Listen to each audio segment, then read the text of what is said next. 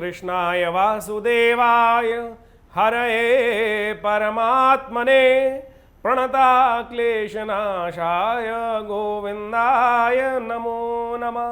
सच्चिदानन्दरूपाय विष्णुत्पत्त्यादिहेतवे तापत्रय विनाशाय श्रीकृष्णाय वयं नमः।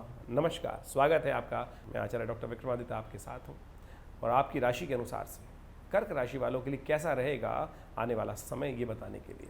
और आज का विषय हमने रखा है राहु महाराज बदलने वाले हैं।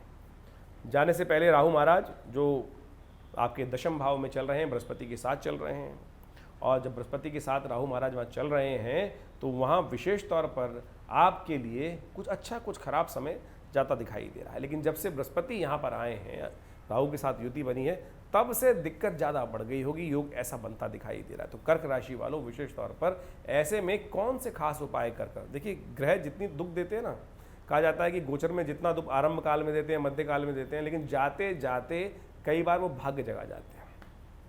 अब राहु महाराज जब आए थे यहाँ पर, वो आए थे विशेष तौर पर 12/4/2022 को, यानी आज से करीब करीब 17.5 महीने पहले। अब राहु जाने वाले हैं आपके नवम भाव में। अब 30 तारीख को बदलेंगे, 30 अक्टूबर को, और वो वहाँ से वापस भाव में जाकर आपकी जब मीन राशि में जाएंगे तो मीन राशि आपकी पड़ती है वो नवम भाव में।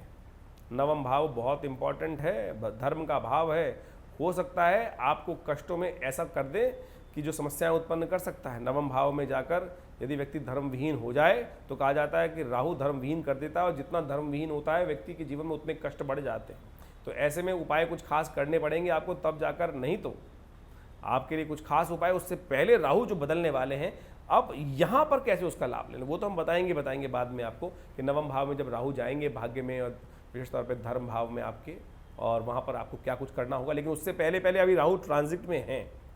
जब राहु ट्रांजिट में होते हैं, वैसे नैसर्गिक दृष्टिकोण से आप समझें, ज्योतिष के दृष्टिकोण से कहा जाता है कि समस्त ग्रहों में सबसे सूर्य प्रबल हैं, सूर्य राजा हैं, लेकिन राहु नैसर्गिक दृष्टिकोण से सबसे ताकतवर ग्रह माने जाते हैं। जो सूर्य और चंद्र जैसे विशेष तौर पर ग्रहों को भी, स्टार्स को भी क्या कर लेते हैं, अपने ग्रहण में ले लेते हैं, ग्रास में ले लेते हैं। राहु अमृतपान करे हुए हैं, और ऐसे में देवता भी उनका कुछ दुष्प्रभाव नहीं कर सकते। राहु हमेशा ग्रास देने के योग बनाते हैं, और जब ग्रास देते हैं तो विभिन्न बड़े बड़े जो सूर्य जैसे सबसे इम्पोर्टेंट ग्रह, उन पर भी छाया अपनी डालकर उनको अस्त कर देते हैं, उनके प्रभाव को छुपा देते हैं, ग्रहण में आप देखते ही हैं। तो ऐसे में इसलिए राहु के नैसर्गिक दृष्टिकोण से सबसे ज़्यादा ताकत ग्रह को मानना चाहिए हमको। और दशम भाव में राहु जो चल रहे हैं वो विशेष तौर पर आपको समझ लेना चाहिए। और आपने अनुभव किया होगा, मैं आपको अनुभव की बात बताता हूँ। आपके राहु ने जो जिस प्रकार से यहाँ पर रहे आपके, जब भी आपने कंजर्वेटिव सोच रखी तभी जाके नुकसान होने के योग बने होंगे। जितना ब्रॉड स्पेक्ट्रम आपने रखा होगा, जहाँ आपने सोचा कि लाभ ले लूँ, लाभ, इसको थोड़ा सा लाभ ले, अपनी तरफ लाभ लेने का प्रयास कर लूँ, उदारता के साथ काम किया होगा तो बहुत सुंदर रहा होगा। लेकिन जहाँ आपने अपना हिस्सा निकालने का प्रयास किया, वहीं आप पकड़े गए होंगे, और वहीं परेशानी डालने के राहु ने योग दे दिए होंगे। ये योग राहु का समस्या थी। अब राहु जाने वाले हैं, बदलने वाले हैं, और विशेष तौर पर आपको कुछ खास उपाय पहले से कर लेने चाहिए, जिसके दृष्टिकोण से राहु का दुष्प्रभाव। अब बृहस्पति महाराज भी जहाँ आपके दशम भाव में ही चल रहे हैं, और वो मेष राशि के होकर दशम भाव में बैठे हैं, लेकिन अब वो भी वक्र हो गए हैं, और वो वक्र होकर विशेष तौर पर 4 सितंबर से वहाँ बैठे हैं, और 31 दिसंबर तक यहीं रहने वाले हैं। ये भी आपके लिए समस्या उत्पन्न कर रहे हैं कि लालच में दोनों गए, माया मिली न राम।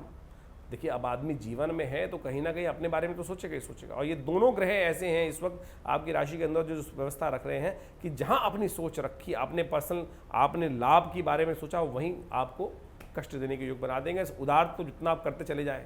तो अब ऐसे में कुछ खास उपाय है, कुछ खास उपाय यदि आप कर लें तो आने जाते हुए राहु जो कहा जाता है कि जितना कष्ट देते हैं उसको उतना ज़्यादा ठीक भी करने के योग बना। दशम भाव सफलता का भाव भी माना जाता है, दशम भाव सम्मान का भाव भी माना जाता है। राहु वहाँ आकर सम्मान भी कई बार प्रश्न चिन्ह लगाने के योग देता है, प्रमोशन नहीं होने देता है, कई बार ऐसे कष्ट भी देने के योग देता है। गोचर में कौन से ग्रह, बाकी जन्मपत्री में कौन सी दिशा चल रही है वो एक अलग बात है, लेकिन गोचर के दृष्टिकोण से दशम भाव में राहु का प्रभाव जिस प्रकार का है उसका फल हमने आपके समक्ष रखा है।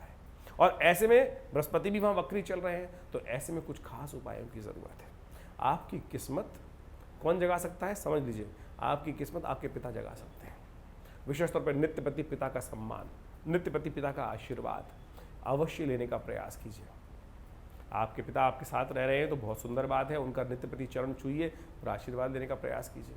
और यदि वो साथ में नहीं है तो उनसे फ़ोन पे बात कर लीजिए, कुछ भी कीजिए, उनके साथ अपने संबंधों को मधुर रखना, आपके उनका आशीर्वाद नित्य प्रति लेना, ये आपके लिए बहुत ज़रूरी है। और जिनके दिवंगत हो गए हैं बड़े, तो उनके निमित्त अभी श्राद्ध चल रहे हैं, उनके निमित्त श्राद्ध कीजिए हर रोज़। इन देखिए कहा जाता है कि श्राद्ध के दिनों में पितृ इस धरा पे मृत्यु लोक में आते हैं और देवताओं के आशीर्वाद से कि आपके परिवारजन सुखी हैं कि नहीं है, आपको याद करते हैं नहीं करते हैं, पितृ ऋण उतारने का बहुत सुंदर दिन माना जाता है।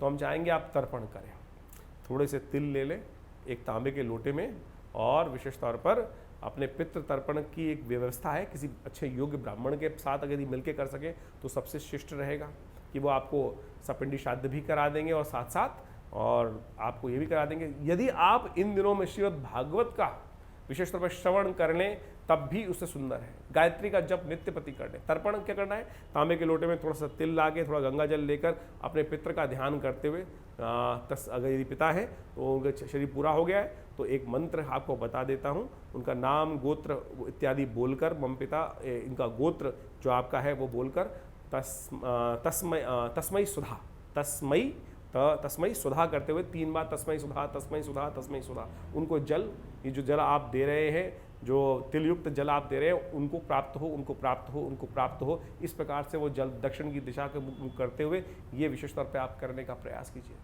ये अभी श्राद्ध बड़े सुंदर तरीके से आए हैं और ऐसे में यदि आप पिता का आशीर्वाद लेते हुए ये काम करेंगे तो बहुत सुंदर तरीके से राहु जाते जाते आपके वारे न्यारे कर सकते हैं। तो समझ लीजिए 30 तारीख को राहु बदलेंगे, 30 अक्टूबर को राहु बदलने वाले हैं और उसके बाद आपके नवम भाव में जाएंगे और वहाँ भाग्य में जाकर कई प्रकार के कष्ट देने के योग बना सकते हैं। तो उसकी तैयारी आपको पहले से कर लेनी चाहिए। ये अभी समय चल रहा है, उसके लिए हम जब राहु आपकी राशि में बदलने वाले होंगे क्या प्रभाव करेंगे, थोड़ा कष्ट का योग बनाएंगे, उसके लिए हम अलग से वीडियो बनाकर आपके समक्ष रखेंगे और उन सब उपायों को आप अवश्य कीजिएगा। नहीं तो भाग्य को सुलाने का प्रयास कर सकते हैं राहु महाराज वहाँ जाने के बाद। तो राहु का प्रभाव इस प्रकार का है। ये छोटी छोटी सिद्धांतिक बातें हमने आपके समक्ष रखी हैं। आशा करते हैं आप सुंदर तरीके से इन सब बातों को सुनकर उनका 80 विशेष उपाय करने का प्रयास करेंगे तो आपको बहुत सुंदर कष्ट से निवृत्ति के योग बनेंगे। साथ साथ काले तिलों को अवश्य यदि हो सके तो काले तिलों से शनि के मंत्र का कभी कभी हवन कर लें। काले तिलों को किसी मंदिर में दान कर दें, किसी मंदिर में ले जाके काले तिलों का हवन के इत्यादि जहाँ होता हो वहाँ दान करना भी राहु का खास उपाय शास्त्र के दृष्टिकोण से माना जाता है। इस उपाय को कर कर भी आप राहु को, यदि आप ये उपाय लगातार करते रहते तो हमारा पक्का विश्वास है जिनका राहु इस प्रकार का योग बना रहा था और खासतौर पर कर्क राशि वाले यदि ये उपाय करते रहते पूरे 18 महीने रहे तो बिल्कुल कष्ट होता ही नहीं। राहु का दुष्प्रभाव का लगातार उपाय होता रहता।